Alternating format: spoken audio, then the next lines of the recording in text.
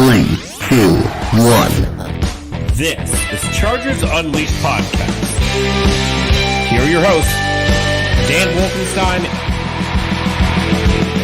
and Jake Hefner.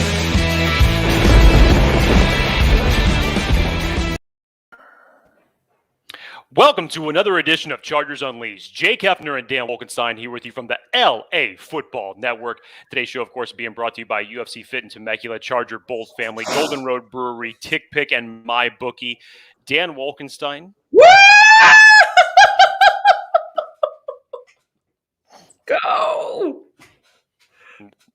Nothing more needs to be said, obviously.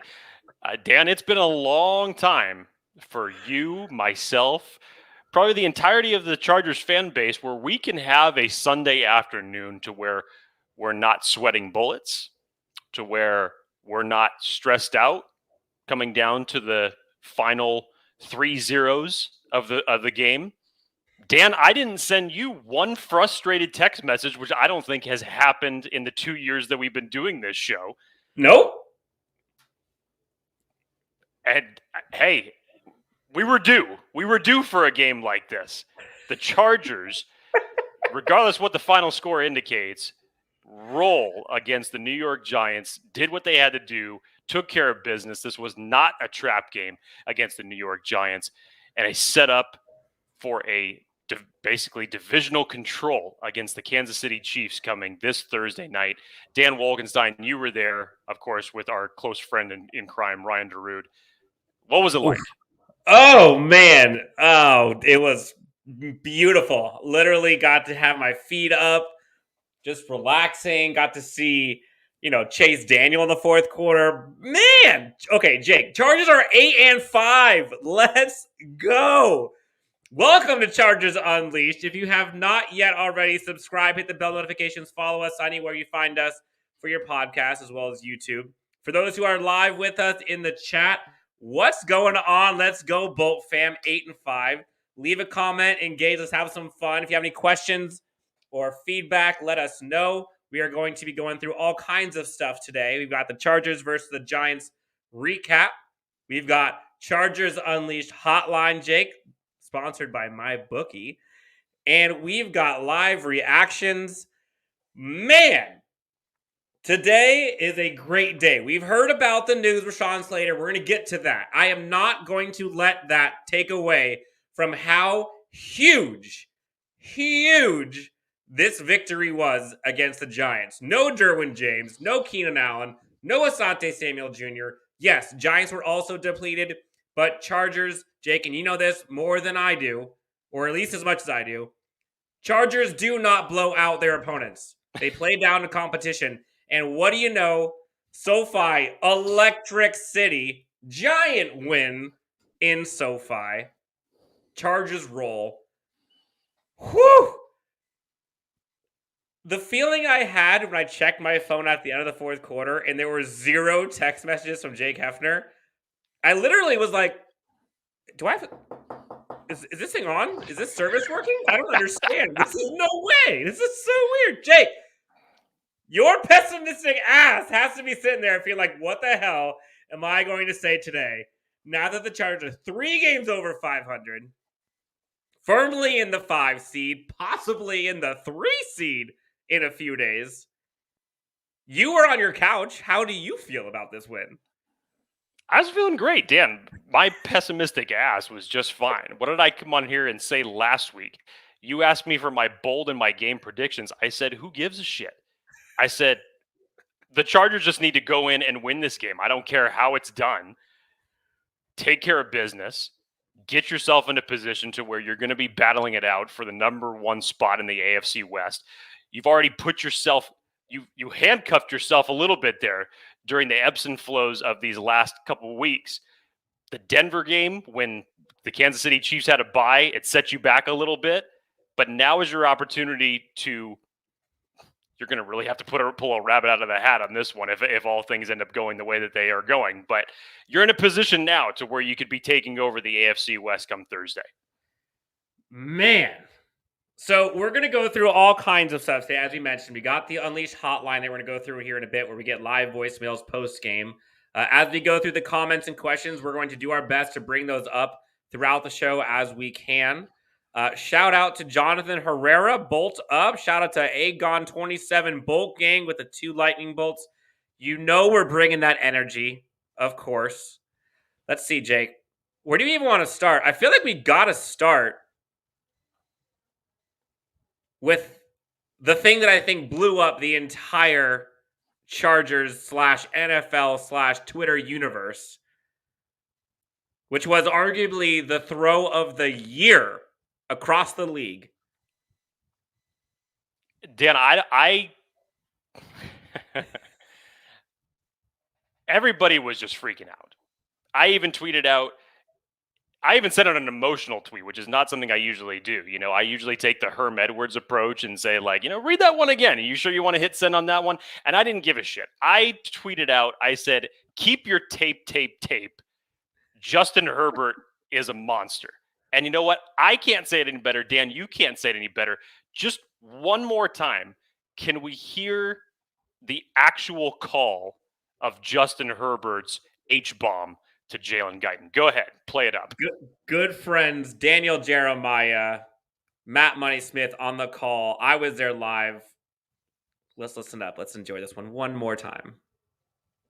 We go on third down. Here comes the rush. Rolling to his right as Herbert sets his feet, takes a shot downfield, has Guyton. Caught! Touchdown, Chargers! There is one quarterback in the NFL that can make that play, and he is on the field here this afternoon. 59 yards. Herbert to Guyton, and it makes no sense. No sense. That's the greatest throw I've ever seen. I'm not kidding you. First of all, I mean, what are we? Wow. Just wow. Everything that was in that whole sequence was just nuts. The fact that he gets that throw off, like you mentioned, Dan, because you've tweeted about it a million times already, with his feet not set, literally right before he gets hit. Big play, PFF, Dan Orlovsky, however you want to rate it. Play. Tape. Throw it on the board. Jeez. I'm watching this live, and so our good friend, founder of LAFB Network, Ryan Dyrud, he is there with us at the game. And I'm looking at him, end of the first half, which we'll get into kind of a play-by-play here in a bit. But end of the first half, I'm thinking, man, we got the ball back. I would love to see just one deep shot. Screw it. I know we could do a halfback draw, whatever. 3rd and 11, I'm like, here we go. And I'm watching this unfold. And I see, first off, I'm like, oh no, he's going to get sacked. Wait, okay, the ball, wow, that's going far. Oh my God, Jalen, no. And I couldn't throw, I can't throw a ball 30 yards, let alone 65 yards, whatever. You can give me $1 million. I could never make that throw. And there are, like Matt Money Smith said, there are arguably 3 people, I would say maybe 2 or 1, who can make that throw. Under that pressure, getting hit, not even set, throwing it 64 yards in the air. Justin Herbert has the strongest arm in the NFL.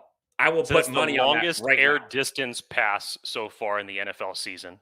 And he wasn't even set. Mark Schlereth, though, he pointed out the one person that wasn't impressed with that throw at all, and that's Uncle Rico, because Uncle Rico can throw it over mountains. Thinks Justin Herbert's something special with his little 65-yard touchdown pass. Uncle Rico's not impressed, but hey, if that's the only guy that's not impressed, that's just fine with me, baby. Yep. Yeah. All right. So, Jake, I think all of us, Aegon27 has a comment here. Great win. We were all worried for nothing. The Bolts handled business. You and I were texting pregame when we heard the Derwin news. And I was like, oh no. This can't happen. There's no way. This is way harder than it needs to be. Fast forward about 2 hours. My feet were kicked back. I was fine. Everyone was worried because this is what the Chargers fans have been used to, as much as this year. Thank you. I'm not talking last year, but this year, up and down, up and down. The Chargers have not shown who they are consistently all year long until this past Sunday. Dan, it's not just last year. It's not just what's happened in certain games this year. It's over the better part over the past decade that things like this just so happen to rear their ugly head and be in a position to derail a good Chargers season. And like you, much of the times when the Chargers have flipped the script in certain situations where normally, historically, they would lose games, they've been able to pull out victories in those situations. And here was no different. No Keenan Allen. No problem. I thought the involvement that Josh Palmer and Jalen Guyton got in this game and the rapport that they were able to build with Justin Herbert was Huge. flat out amazing. I loved the aggressive play call from Joe Lombardi from the jump. Dan, this was actually the game that I loved. Screw the fact that it was the Giants. All I wanted the entirety of the year was consistency. Show me 2 games where your game plan shows the exact same type of aggressiveness that you're opening up the entirety of the playbook, maximizing all of the physical attributes that Justin Herbert has to offer you. And we saw it last week in Cincinnati. We saw it again in this game against the New York Giants. This was a phenomenally coached game by both Brandon Staley and Joe Lombardi. Justin Herbert was throwing out of his mind. Josh Palmer, I mean, save his touchdown catch that he made a great route run on, but it was the one that I was really impressed with, that I almost thought Herbert was going to overthrow him, but he high pointed the ball just where Joshua Palmer can get it. Take that, Dan Orlovsky, because those are the plays that he always looks at. And it was a beautiful catch. They opened up the game with a 15-yard strike to Mike Williams. Obviously, the plays to Jalen Guyton. They were just rolling. I was even more impressed, Dan, with the second offensive drive that the Chargers had, where it just became the Austin Eckler, Justin Jackson show. And it's like, okay, well, we're going with this. And then by the time that drive was done, Austin Eckler had 8 carries for 24 yards. Or no, I'm sorry. No, it was 6 carries for 24 yards at that point. I think just an average. The Chargers in that drive alone were averaging 8 yards a carry. So holes were being opened. They were able to run the ball down. And I was like, okay, well, where's the pass coming? Where's the RPO? Where's the play action? And they didn't choose any of that. It was just like, we're just going to keep running it until this isn't going to work anymore. And and Austin Eckler ends up getting the first points up on the board. But aggressive all the way through. Say what you will about the end of the game. Yeah, you don't want to see it when you have a blowout like that the Chargers don't usually get those opportunities for. And yeah, you put the backups in, but you put the backups in. When was the last time that the Chargers ever got an opportunity to put the backups in, for crying out loud? Ryan Clark said it best. He said, definition of a blowout is when Chase Daniel comes into play for your team. Can't say it any better than that. Yep, no, I agree. Quick shout out to Matthew. Bolt up, boys. Can't wait for Thursday. Hope Slater can play. If you're going to be at the game, let us know in the comments. Can't wait to see you there. I will be there along with my wife. Going to be electric. Jake, you mentioned it real quick. Someone actually mentioned this. I want to get your take. Jonathan Herrera mentions being at the game, it seemed like the Chargers defense didn't worry about being aggressive near the end of the game. They just wanted to be done with the game, but I kind of wish they wouldn't allow points. Okay. Saw this live.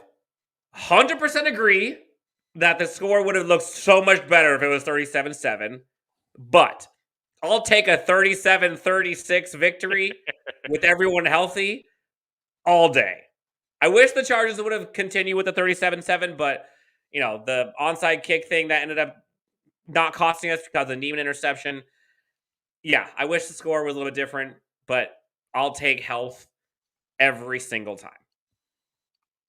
Yeah, no question. No, I'm with you, Dan. I thought defensively, even without Derwin James, you got to talk about what Mike Williams, Chris Harris, and Tavon Campbell were doing for a majority of this game. What a time for these guys to have a little bit of resurgence. Mike Davis, in my opinion, played his best game of the season. Chris Harris has been playing better over the last couple weeks, even going back to Cincinnati. These guys had, Dan, I want to say just between Mike Davis and Tavon Campbell, I think they had 7 pass breakups between the two of them. That's more than Tavon Campbell's had all year.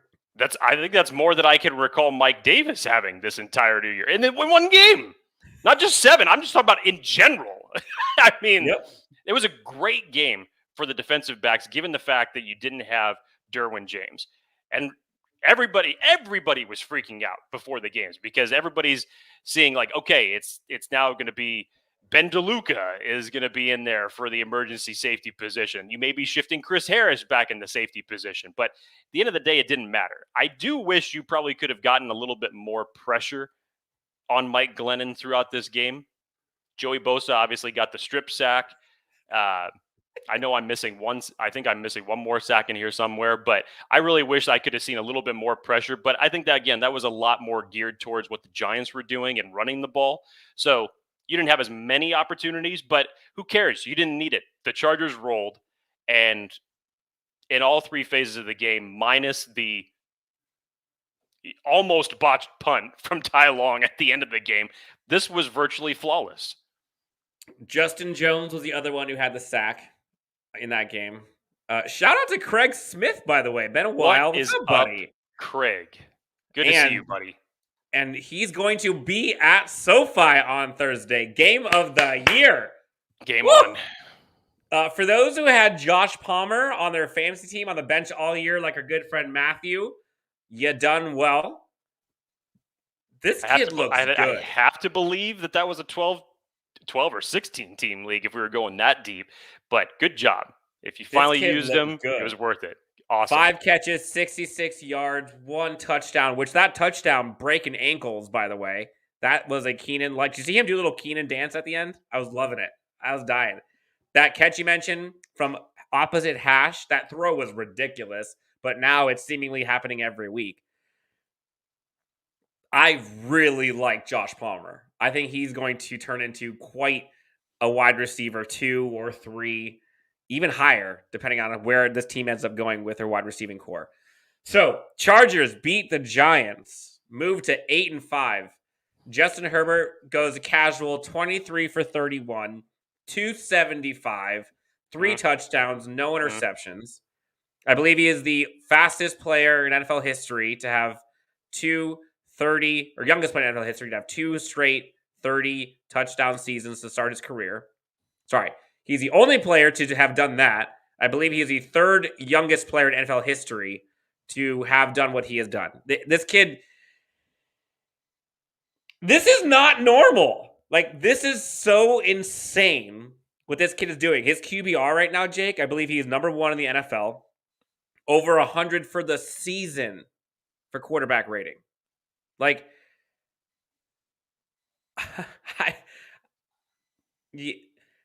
we could keep going on stats all day, and this is why I snicker, and I know a lot of the other people do, when you just feel like sometimes Justin Herbert gets overlooked. And I think more of the reason why some of these things aren't being talked about enough is because, well, look at who Justin Herbert just beat. You know, it was around the entirety of the NFL yesterday, it was blowout central. There was blowout games left and right, and thankfully the Chargers were able to contribute to that. But Dan, can you believe that Herbert, as of right now, and we still have 4 games to go before the season's done, all he needs is 314 more passing yards to break the NFL record for most passing yards in a player's first 2 seasons. Currently, that's held by Andrew Luck. And Justin Herbert's only 314 yards away passing from breaking that.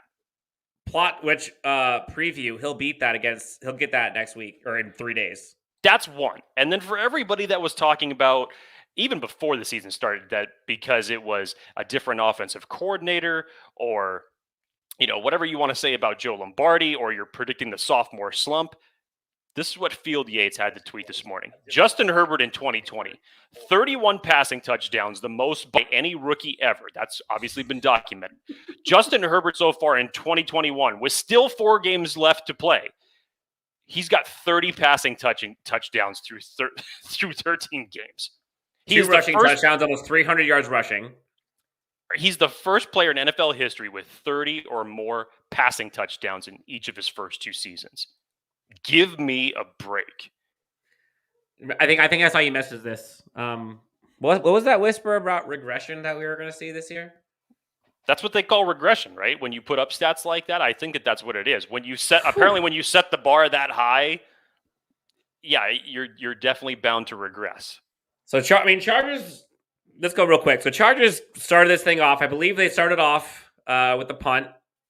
Then afterwards, go up 7-0. Giants come back with a one fluke, crazy 70-yard play that felt like it took 37 seconds. I actually loved the blitz on that play. I loved the blitz. And Glennon got hammered. He did. Who was that? Was that Kyle Rudolph who made the Keeman Hall came in on the blitz, and then Kyle Rudolph made the catch. Then the Chargers go up again. So they go up 7-0 with the Austin Eckler touchdown. Then 14-7, Josh Palmer breaking ankles, gets to the corner. 17-7, one stalls. Chargers get the ball back with about 40 seconds left. Take about 20 seconds, go 70 yards with that bomb from Justin Herbert, go up 24-7. And at that point, Jake, I think everyone watching the game was like, well, that's a wrap. Time to go home. It kind of was. I mean, I was thinking to myself, because that was right after the Chargers themselves. They had a short punt that the Giants took over at like their own 40. So you're thinking to yourself, okay, are they going to come down and score? And then they had a very, very bizarre series that they had to end up punting. Who is calling? People are pissed off at Joe Lombardi for their play calling. What the hell was that? Enter Freddie Kitchens. Jeez. Crying out loud. That's like a quadruple end around flicker. I'm like, what are we doing? Dan, I have to say, one of the more subtle things that I know some people have noticed it and pointed it out, and obviously the throw is what gets the headlines in this. But did you notice that Justin Herbert was channeling his inner Phillip Rivers as he was freaking high-stepping it all the way to the end zone to get up with Jalen Guyton? I was like, oh my God, I've seen that way too many times before, and I love seeing it. Yep. It was almost just like, master, apprentice, master, Padawan. It's just the tradition keeps going. I love it. Anthony Weber comments, Glennon was better than Herbert in the fourth quarter. It's not even close. It's not even close. It's not even close. Tape. Herbert was out of the game. Yep. Tape. When is the last time Anthony Weber comes in here with another comment, which I thought is fitting? This is totally you, by the way. Seems like we're peaking. I'm not Anthony Weber. Seems like we're peaking at the right time. Thoughts? Okay, pause. When is the last time a Chargers fan base has been able to wonder, are we peaking at the right time? Maybe it's ironic that probably the last time that we were talking about this was 3 years ago when we beat the Kansas City Chiefs off the 2-point conversion that Mike Williams ended up scoring. Remember those two games that the Chargers had in that 2018 season? I believe they were back-to-back, if I remember correctly, Dan. It was the Kansas City game. Forgive me if I'm flip-flopping the order, but it was Kansas City and it was Pittsburgh in that 2-game stretch. And you remember how the Pittsburgh game ended? It was the same damn thing because we had to come back in that game. And I believe that one was triggered by the fourth down play that I think it was Travis Benjamin who caught that pass from Rivers on a rope, and everybody was trying to figure out how the hell did that throw? Did he catch of that? All people, number one, Travis Benjamin catches. Yes, and then it was the field goal fiasco that Michael Badgley had to essentially kick 4 field goals because the Steelers were jumped offside twice. They ended up blocking one, but it was another penalty, and eventually Badgley got it up and through. And that was a 2-game stretch between the Steelers game and the Kansas City Chiefs game. And I think at that point right there, you're probably thinking to yourself, holy crap, we may have something. And ultimately, the Chargers ended up with a 12-4 record. Unfortunately, of course, the Chiefs had the same record and the tiebreaker that year, which put them to win the division. But yeah, Dan, I mean, it's 2018, especially with everything that has gone on in the world. 2018 seems like a long, long time ago. Yeah, it really does. So yeah, it's been a minute since we've gotten a chance to enjoy Chargers football in December, and so would you say, start looking towards to January? Would you say they're peaking at the right time? I am more confident in these last 2 weeks that this is the case. And I say that from what I've been asking for all year, consistency. And not just putting together wins, because the Chargers obviously did that when they started off at 3-1, but I wanted to see the same aggressive play calling. Yep. Show me how you're going to beat teams using the same exact thing that works for you. Let your quarterback use all of his physical abilities. And what I saw in Cincinnati and what I saw yesterday shows me that they might finally understand what it is they're doing from a coaching standpoint. Not only that, Dan, I'm knocking on some early wood right now, and I'm not going to make any type of predictions that this is going to be coming true. The indications are from Brandon Staley is that they expect to have Derwin James back, hopefully. Check. Said he's obviously going to be limited. Austin Eckler apparently was good enough to go back in the game against the Giants. You're going to probably have him back for Thursday. Asante Samuel Jr. started some limited work last week. If you were going to bring him back for any game, as risky as that is, as much as I've even erred on the side of caution, could you get him back on Thursday? Could you get some other players that have been on this injury list, more so from the depth perspective? It sounds like you're going to be getting Keenan Allen back. I would love to see both of these teams at 100% health. Now, Dan, we have to mention it, unfortunately, because like I said many a times, the Chargers only have good things for so long. Can't even get 24 hours. And in a day where we're just thriving in our victory, ready for a war on Thursday, damn COVID, dude. Mm-hmm. And not just with Rashawn Slater, but with 36 other players around the league. It was a big list today, unfortunately. So what we heard, as far as what we know, Rashawn Slater tested positive for COVID this morning. Under the protocols, he has to have 2 days of negative testing in order to be cleared for this game. Which can mean he can test negative tomorrow and Wednesday, or Wednesday and Thursday. I'm 99% sure that is correct. So we have a 2-day window here.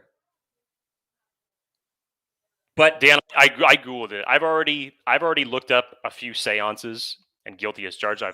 No pun intended. I have already performed some of these seances as good luck to get Rashawn Slater healthy for Thursday.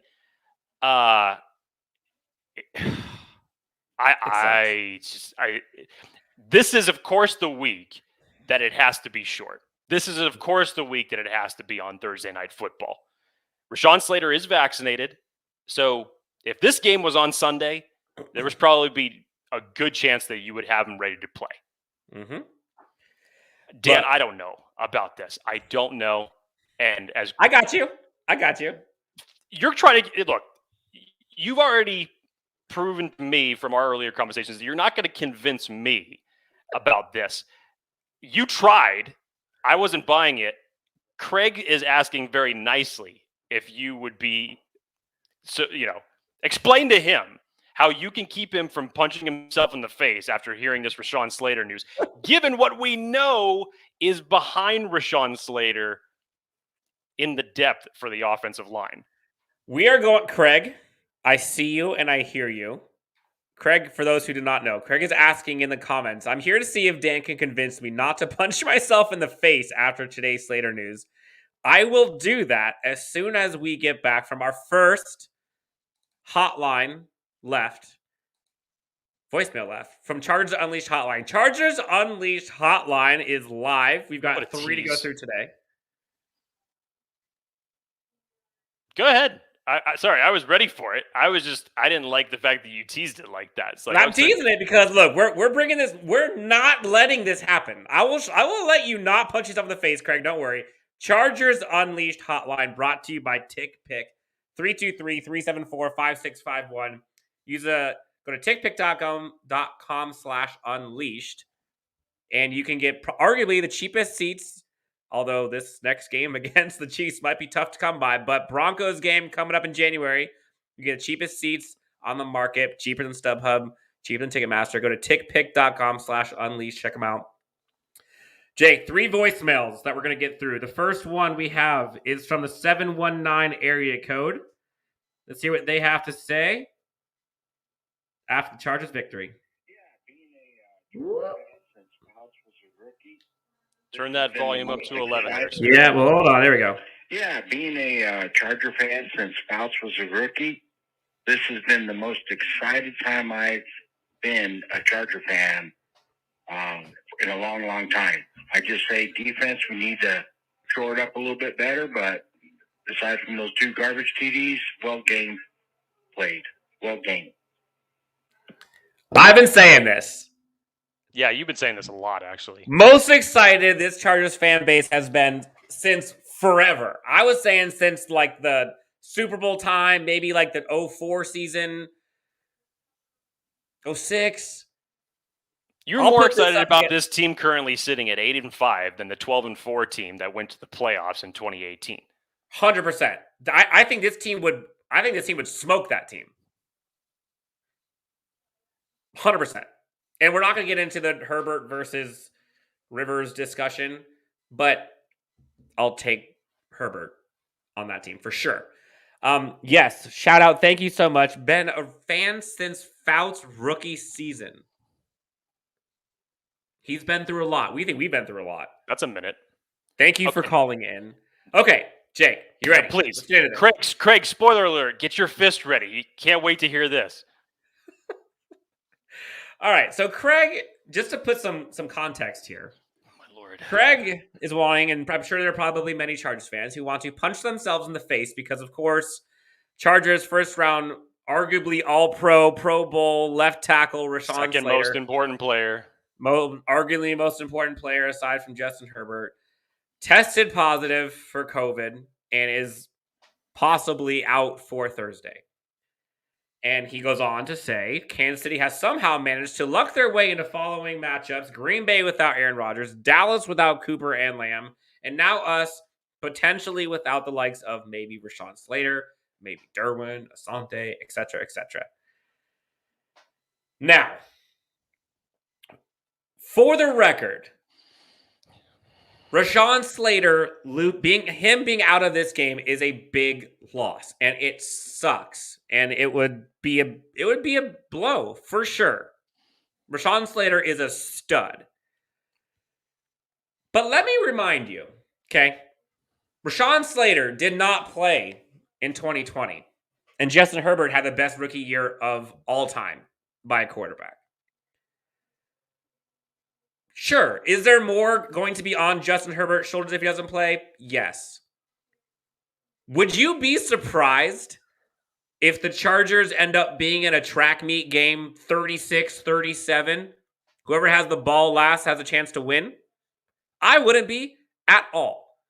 People want to sit here and crown the Chiefs defense now because all of a sudden they're playing these great games and their defense is coming out, balling out. All of a sudden, it's flipped the script. Chiefs going to the Super Bowl. I never thought the Chiefs were not a great team, but I also never bought into this Chiefs defense all of a sudden being elite and legit. They've played trash teams. The only positive victory that they have had against a good offense was the Cowboys. Every other team they played, the Raiders, give me a break. The Giants, come on, now they barely beat them. Like, who have they played in the last 6 weeks that you would say, oh yeah, that's a good offense? Chargers by far are the best offense this defense has ever played in 2021. So, would Rashawn Slater make this game a better matchup? Sure. Entertaining? I don't know. This game is going to be fireworks regardless. It sucks. But we don't know yet. One, Rashawn Slater still could play. So temper the alarms here. But more importantly, Justin Herbert is that good. He's better now than he was last year. And last year, he was damn good. So, like, before we all of a sudden decide, oh, season's over. Now we're going to be the 5 seed. Now we're maybe not make the play. Chargers just had a huge, I can't tell you how huge this win was against the Giants. 8-5, solely in 5th spot. If they win somehow this week, they are in their 3rd seed with home field advantage in the first round, atop the AFC West. But let's be real with ourselves for a sec. The Chargers just finished beating Kansas City in Kansas City. Did anyone think that they were going to go 2-0 against the Chiefs this year? There is a possibility the Chiefs can go 2-0 this year. And honestly, if those guys you mentioned earlier, Jake, Keenan Allen, Asante, Derwin, Jake, if they're playing, they're winning. Spoiler alert. But we'll get to that later. The news about Rashawn Slater sucks, but because we won this Giants game, it matters so much less for our playoff lives. Wait until he is officially not playing. Look, Craig, but Trey Pipkins, I know he was there last year. The black eye is for you, Dan. Don't do that to yourself. You need to apologize to Craig. Come on, Dan. Craig. You need to apologize to Craig for forcing him into this right now. Craig, Are you kidding me? I'm sorry that you punched yourself in the face, giving yourself a black eye. I'm kicking my ass. Do you mind? Dan, I don't know. Look, we're all on a high after the win yesterday. Highlights to prove it. Justin Herbert breaking records to prove it. We're good. To a certain extent. I got it. I don't know what side of the bed you woke up on this morning. I don't know if you had 3 acai bowls and 6 protein shakes and you're just feeling healthy as an ox. I don't know what you had for dinner, for crying out loud. I haven't had dinner That has yet. I'm you hungry. in such a good mood. Yes, I know you are the internal optimist, but that spiel that you just put out, while a lot of it, there are facts in there. I won't discredit that. All of that is true.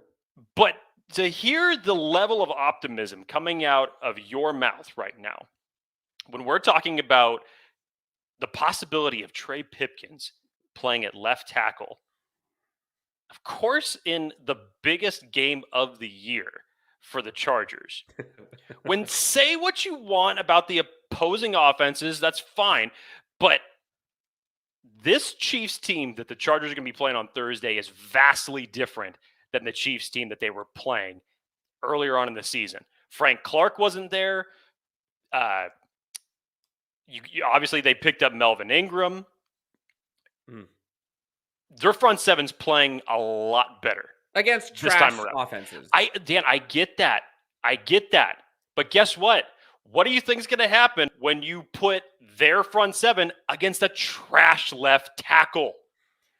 Your right tackle and your right guard already this week against a Giants defense gave up 8 pressures, Dan. Now you're going to be playing without a third offense. Dan, I get that, but it wasn't Trey Pipkins there 100% of the time. It is not the same situation. I get it. He bounced around here and there, and it may have felt like it was him on the left side, but it wasn't him. So give me an offensive line combination that is anything but Trey Pipkins at the left tackle. I don't care if it's Filer. I don't care if it's Brennan Hymus, even though I know that that's probably not going to be it. But everything that was indicated for what was asked for Brandon Staley today, every arrow is pointing that it's going to be Trey Pipkins to take over the left tackle spot.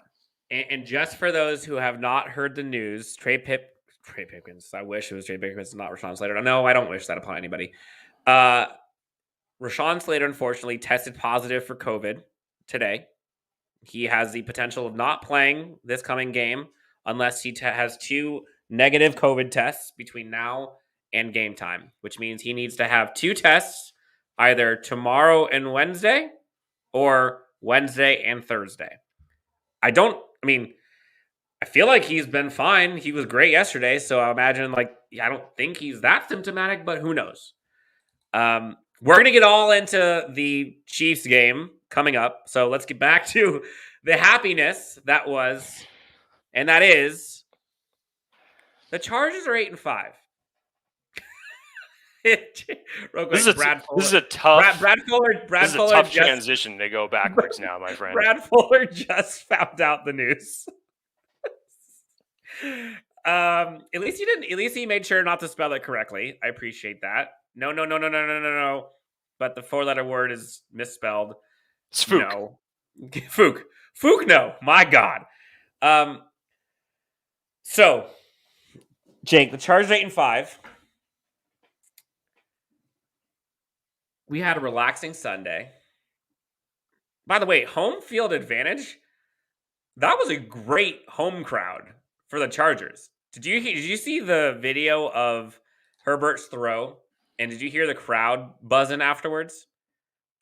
I'm just gonna have that like playing on repeat every time you hear, I don't know, Raiders fans or whoever on ESPN or talking about Chargers have no fans, because like it's just stupid at this point. Shall we get to the voicemail? What do you want to do next? Go for it. Hit another voicemail. All right. Again, Chargers Unleashed Hotline brought to you by Tick Pick. Let's hear from the 858. I believe this is Josh. Let's hear what 858 has to say about this Chargers victory. Oh my gosh, Bolt fam. That throw by Justin Herbert was insane. So fun to be able to watch a game that was over by halftime. Legitimately over by halftime. Although, chicken parm, we all saw that bobble. Thank God the game was already over, because Jesus Christ, if we had let the Giants back in the game in the fourth quarter with that stupid onside kick, I swear to God, my heart cannot take any more of this. Great win on to Kansas City. Can't wait to see it live at SoFi. I almost felt like I was listening to myself analyze. It was John Griswold and Encinitas down in San Diego. Thanks. John and Encinitas. Oh, he didn't forget. Although it was like a good 10 seconds later. Oh, hey, John, how are you? Yeah, that sounded a lot like... He left a second voicemail just to confirm. I put those back to back. Oh, so he did initially forget, and then he called back just to say, hey, Correct. This is who it was. Okay, I got it. Which I'm grateful for, because now we know. Thank you so much for calling in. Fair enough. Well, yeah, that sounded a lot like, Dan, how I analyze how a Charger game goes. It does. Normally, I don't get to say, thank God it was over by halftime. But yeah, that heart pumping at the end, don't want to give anything away. Yeah, that sounds like how I've analyzed a lot of Chargers games since I've been doing this show. So I'm glad to know that someone's on my wavelength as far as my thought process. I'm glad I'm not the only one that's suffering heart attacks watching the Chargers every Sunday. Was there a moment in that game, once it was 37-7, even with all the crazy onside kicks, all that, was there a moment that you're like, oh, shoot, here we go? No. Neither. I watched it, I kind of just like chuckled. I was like, wow, okay, cool. Like they're making it fun. I should have. Normally, old me would have done that. I mean, but hey, we squandered 24-point leads. We've done that numerous amount of times. Why would we squander this one? That one, I didn't have one thought about it. Nope. I mean, honestly, that was, I think we asked for it in the preview episode, Jake. We talked about the Chargers just need to play a clean game. The only way they're going to lose this game against the Giants is if they beat themselves. And they didn't. Chargers had, 150-something yards rushing. They did a good job of sharing the load between Eckler, Kelly, Jackson. Their receiving core without Keenan Allen, honestly, looked pretty good. Guyton looked good. Palmer, Mike Williams. I mean, I honestly thought we were going to see more of Jalen Moore, but we didn't. I would have been surprised. Jason Moore, excuse me. Defense, I mean, again, we're talking. The Giants' offense was not good, man. That was bad. But, they held Saquon Barkley. I think he had, 50-something yards, maybe? What do you have? 64 yards. 64 yards for him, 56 for Devontae Booker. I'll take that. So you still gave up 100 yards rushing? Yep. I think they technically gave up less yards rushing than their season average, I want to say. I'm just playing. It was virtually the only weapon that the Giants had, because it was either that or it was the 16 reverses and the 48 flea flickers that you try to lump in one play. And All of that just to have Mike Glennon throw it at a running back's legs. Yep. Craig asked, I just checked the forecast. Are you going to bring a jacket? Yes. I was wearing a thermal. We've got rainstorms that are actually starting tonight, Dan. And then they're going to kick back up on Thursday. So bring the rain. Hey, the last time that there was a rain and a thunderstorm in SoFi, it worked out pretty good. Last time, my wife and I are literally walking into SoFi at the Raiders game. Lightning strikes. My wife goes, "Oh, that's a sign. Oh, that's a sign." Bam! Bam! Well, Chargers win. If it's Trey Pipkins that's starting at left tackle on Thursday, we're going to need, blackout, we're going to need more than just thunder and lightning. Shut down power to SoFi so that it's not operable until Sunday, so that we could have Rashawn Slater back. That's what I say should happen. That'd be nice. I mean, the traffic would suck, but that'd be nice. Julio, Pipkins will absolutely start. So, all right, we can talk about this for a bit. So, a few people have talked about this offensive line thing. Obviously, a lot of people have talked about this. Glenn Jenkins says, anyone but Pipkins and Clemente plays left tackle and I'll be happy. He also says, I can play left tackle as Slater can. I'm almost 100% sure I can block better than Pipkins. Do you think you can block better than Pipkins? If it was me, if we get all the guys from Guilty as Charged and Chargers chat podcast, Steve Haglin got some thoughts. Hey, he's all about the hog mollies, man. So he knows what he's doing. I'll definitely have him on my team. Collectively as a unit, yes, we could all block better in that circumstance. Shout out to Thunderbolt 24. Finally get to see us live. What's going on? Jake, what is up with Brian Bulaga? What if we find out? I mean, I doubt it, but what if Bulaga can play this week? Is it even possible? No, there's no way it's possible. I mean, he hasn't gone on IR. There's no indication that they're putting him out for the season. The last I heard from Brandon Staley saying that, I think it was 2 weeks ago when it was the latest update on him. And it was, he's progressively coming back. I think he's doing light work now. For him, we know what his problems have been, and the back injuries are no joke. So best thing for him right now is to keep him out. If the Chargers do end up, making a nice playoff run, that'd be a good time to bring him back if he's healthy. Question comes in. Why do you think Staley doesn't try Filer at left tackle and let Jameis get the first start? How much worse can it be than Pipkins or Clemente? Jake, you've been preaching about this when you saw it happen the first time. So I know Brandon Staley was asked this question today that I don't know who it was that asked it out of the press conference as far as the possibility of Filer playing at left tackle. And Staley kind of glossed over and said that is one possibility, but that is not our primary, essentially game plan for the offensive line.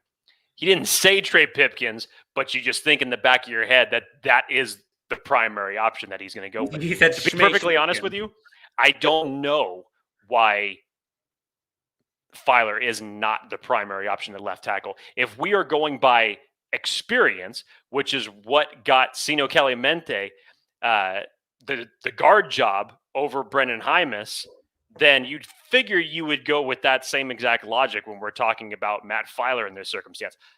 I think that would be the best thing. You're still having a huge change in your offensive line, moving Filer to tackle, bringing in Hymas. You still have Corey Lindsley at the center position, and then Schofield and Norton as your tackles. Offensive line's going to shuffle. And trust me, if that ends up being the combination, it's going to go through some growing pains throughout the game. There's no question about it. But I will take that any day over another scenario where I have to say Trey Pipkins at left tackle. Look, I could swallow Trey Pipkins at right tackle. I wouldn't want to see it, but I could swallow it. But if you're telling me that he's yes, I do not want Trey Pipkins responsible for my quarterback's blind side. Thank you very much. Well, Brad Fuller comes in, says, I'm not sure which clown we're referring to. I'm pretty sure it's one of those two you just talked about. It's going to need a lot of help with chipping or a stellar game. And also, Brad, thank you so much for the shout out. Love the show, man. Never miss an episode. You guys kill it weekly. Brad Fuller, we hear you, we see you. Thank you. I think that's a Chargers hat that he's got in his profile picture. Is that what that is? I think it is. I can't fully tell. I'm going to say it is. Shout out, Bolt fam. All right, Jake. Third voicemail. Chargers Unleashed hotline brought to you by TickPick. Again, TickPick.com/unleashed. One of these times I'm going to get it right. Go to TickPick.com/unleashed. Get the cheapest tickets around. It's going to be hard to find tickets for this Chiefs game for any type of cheap price, but for the Broncos game coming up January, check them out. Again, TickPick.com/unleashed. Third Chargers Unleashed voicemail from the 570 area code. Let's hear what they have to say after the Chargers beat the Giants. Remember, Chargers just won. They're 8-5. After beating the Giants 37-21. Let's hear what they have to say. Hi, guys. Thanks again for always, taking the fans' voicemails. I'm sending this in Monday, so I'm a little late. But honestly, I just had a question.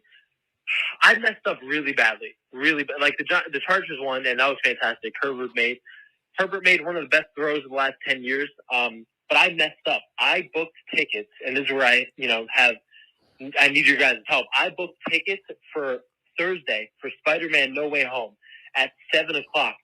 I completely forgot the Chargers play the Chiefs. Like, this was weak. I just messed up so badly, and now it's like, man, I can't miss this game, can I? But it's like Spider-Man, like, I fought tooth and nail for these tickets.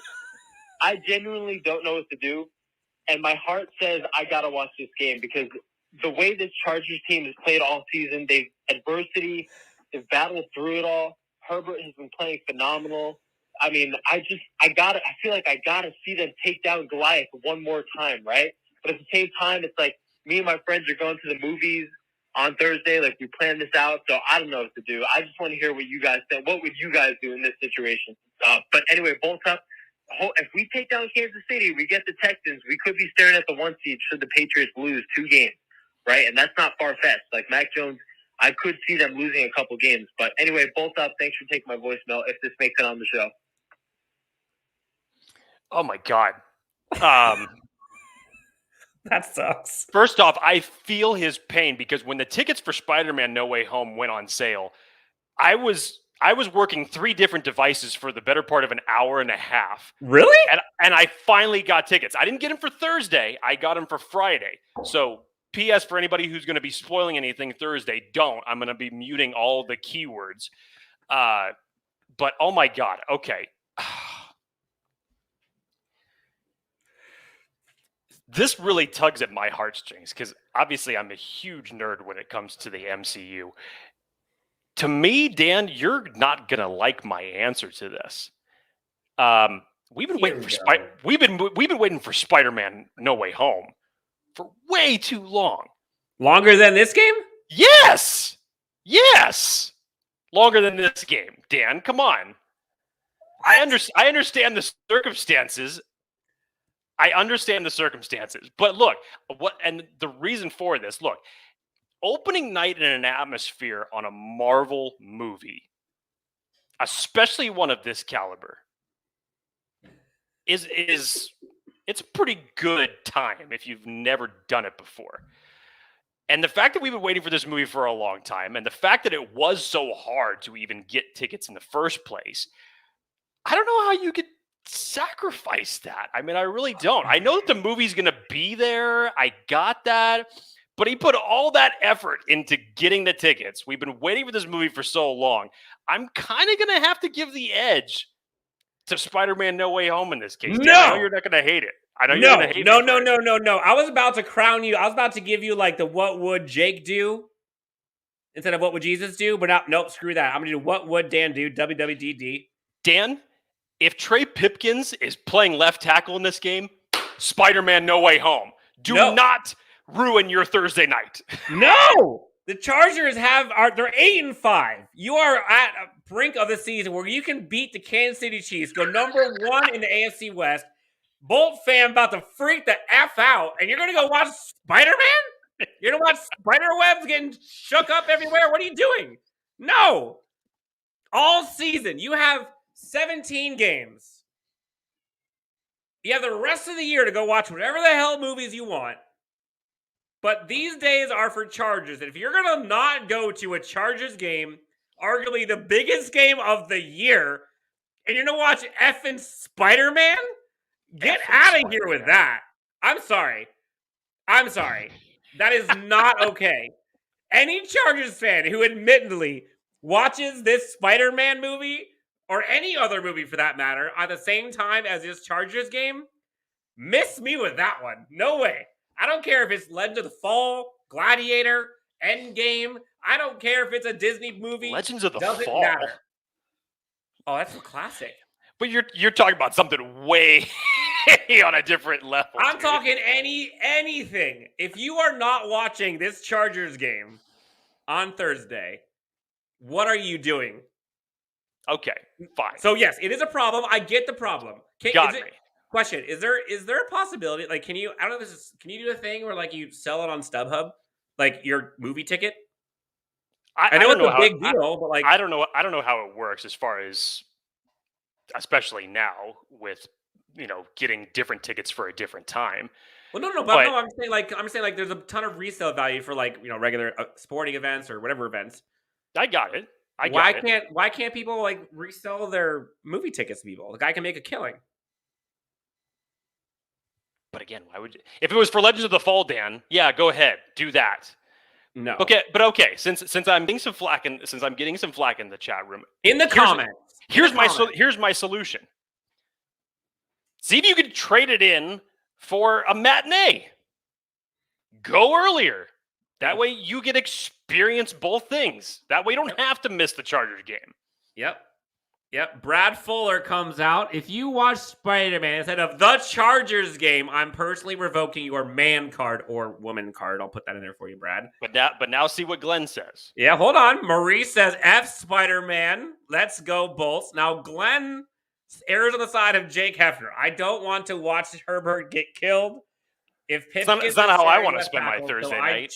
That's just me. Apparently, that's just me. Apparently. It's just you and Glenn. Get the circumstances. It's just you and Glenn. But Craig, to your point, Craig is smart, going straight to the theater after the return flight from SoFi, because Craig is going to the game. Well, because Craig, like me, bought tickets for Friday.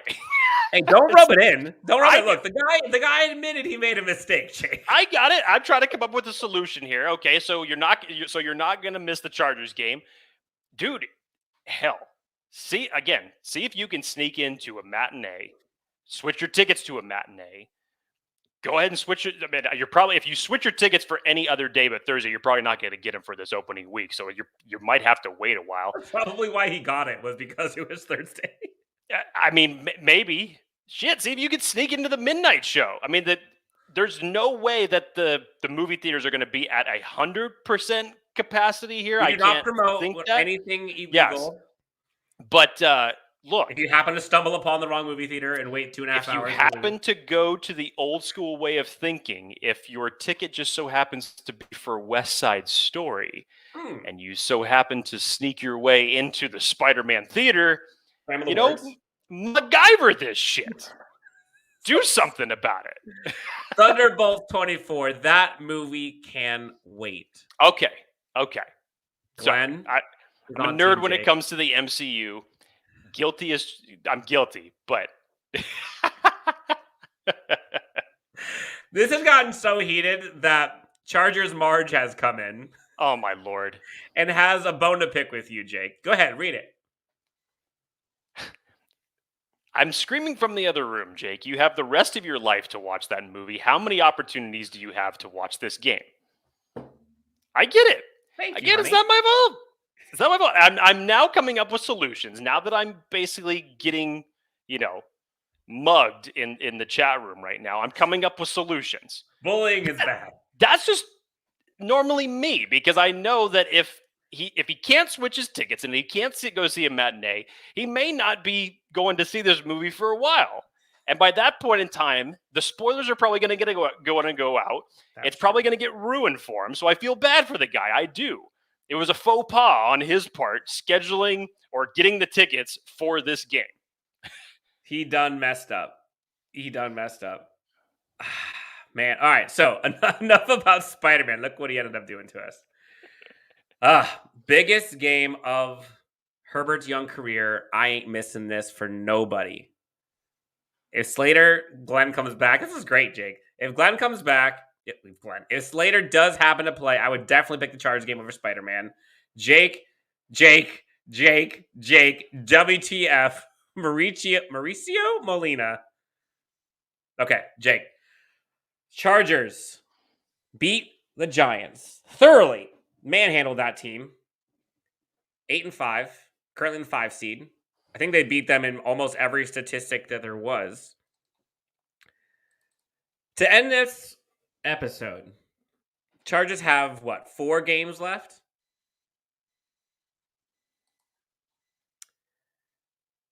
Let's say 5. Let's say Slater does not play.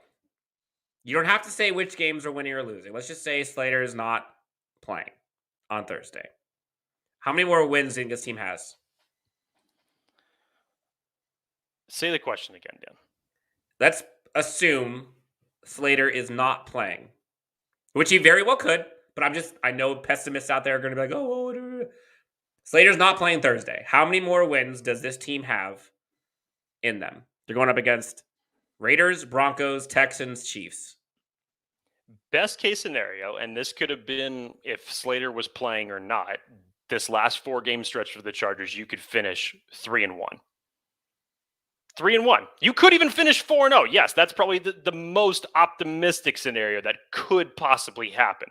Because Chiefs, there's no reason in hell why you should lose against the Texans team. You should be able to get revenge against the Denver Broncos and close out the year defeating the Las Vegas Raiders. No question. 3-1 ain't that bad to close out the season. I know that the 1 is what we're all thinking of. The most realistic option to lose is coming up this Thursday. Mm-hmm. I know that that's not something that we want to hear. We don't even want to be talking about losing to the Chiefs. But realistically, if we're looking toward the future, that's the one that we would probably be looking at as the 1 loss. Which now, it could happen. Right. Now, you look at the Chiefs' remaining schedule. They've got us. They have the Pittsburgh Steelers. They have the Bengals, and they finish out against the Denver Broncos. Is it possible, maybe not probable, but possible that they could drop anyone in there? Maybe. I think they'll drop one of those. They'll go 2-1 in there. You think they'll go 2-1 in that stretch? Mm-hmm. Okay. So, but I don't know. I understand how big this game is, and I understand that possibly not having Rashawn Slater for it is just it's killing me, Dan. It's killing me a lot more than it's killing you. No, it sucks, but that's why this Giants game was so huge. Imagine if they lost that Giants game somehow. This would have been catastrophic. Or imagine if you beat the Denver Broncos when the Chiefs were on a bye. We're not going there. Okay, real quick. We haven't talked about this, Jake. I'm glad that someone brought this up. Aegon 27. How have we not talked about Bosa's strip sack celebration? Okay, so I saw this live, and I looked over. I'm like, what the hell is he doing? And then I remember back. Jake, did you ever play Halo? When you were younger? Oh, at first I didn't fully connect the dots that that's what he was mimicking, but I'm like, what in the hell was that he was doing on the field? It was like, I'm like, is he squatting? And then he just did like a quick little up down. And then when I figured out what it was, I'm like, first off, Bosa was so smart to first walk 10 feet away from the action and everybody getting back around to hike the football. He walked 10 feet away just to do his teabag squat. It was hilarious. And I would love for him, love for that to be his new touchdown or sack celebration. Other than this, I would love for it to just now be The Chargers lead the NFL in strip sacks and forced fumbles to the quarterback, which I'll take that. And you notice, I think it was Mark Schlereth who called it on the broadcast. You notice how Joey Bosa didn't even go after the quarterback there?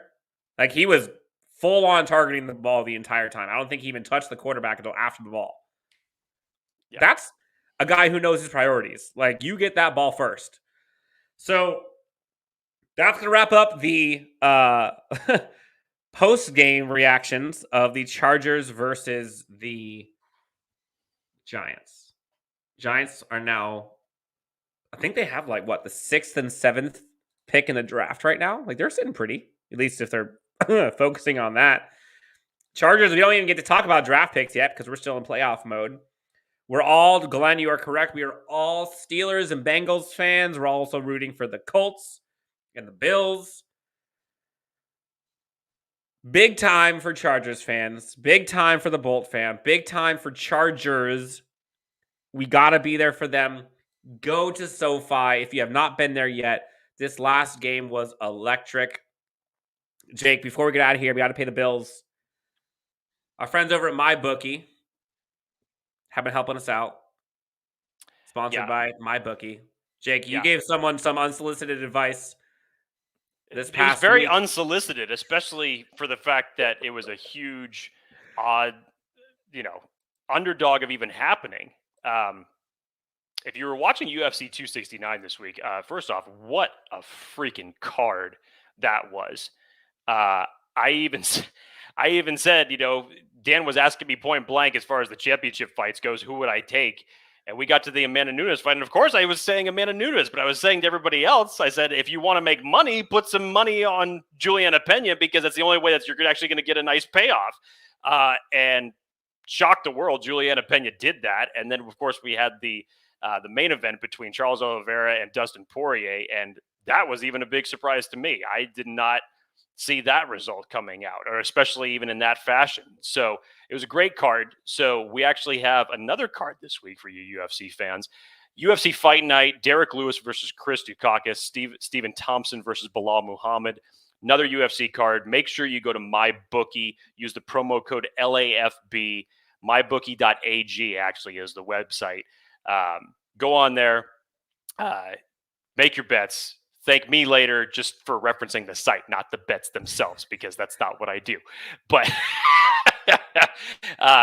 go on to mybookie.ag, have yourself some fun, make yourself some money. Do it today.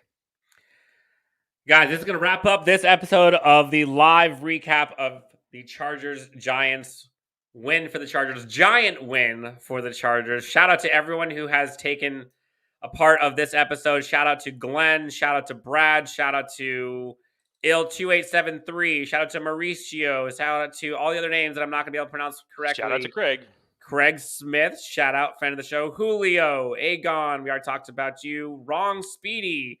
We got Ann Powers. We've got all kinds of folks. Thank you guys so much. Anthony Weber. Jonathan Herrera. Robert Carper. We've got all kinds of stuff going on here. Thank you guys so much. Again, if you have not already, give us a quick like, subscribe, find us wherever you find your podcasts. Folks, thank you so much. Hydro comes in here. For folks who do not know what happened with the Joey Bosa strip sack celebration, check out Hydro. He'll let you know. Shout out to Mauricio. Shout out to Manny. Thank you guys so much for all of the positivity. And we will talk to you guys next time on Chargers Unleashed. Big game on Thursday. We need this. Bring that energy. Let's have some fun. Talk to you guys later. 3, 2, 1. This is Chargers Unleashed podcast. Here are your hosts, Dan Wolkenstein and Jake Hefner.